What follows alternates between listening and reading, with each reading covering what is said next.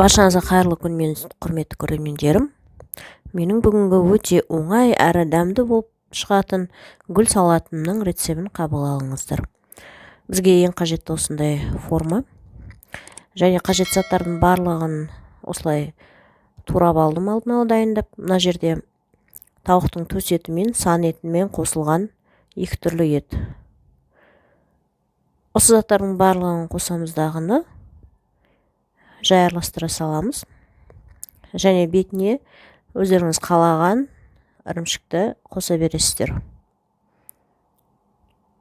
Сырды осылай өте майда үккіштен өткізіп аламыз. Басқа қажетті заттардың барлығын тек қосып, жай ғана майонезбен араластырып, сосын формаға салатын боламыз. Форма міндетті түрде гүл болмаса да, әркім өзіне қалаған формасын жасайды. Бірақ дастарханға негізінде сәнді, әдемі болып көріну үшін осындай арнайы формаға салып жасаған ерекше көрінеді. Видеом ұнаса лайк басып, каналыма тіркеле кетуіңізді сұраймын. Және де тіркелген жандар үшін өте үлкен рахмет.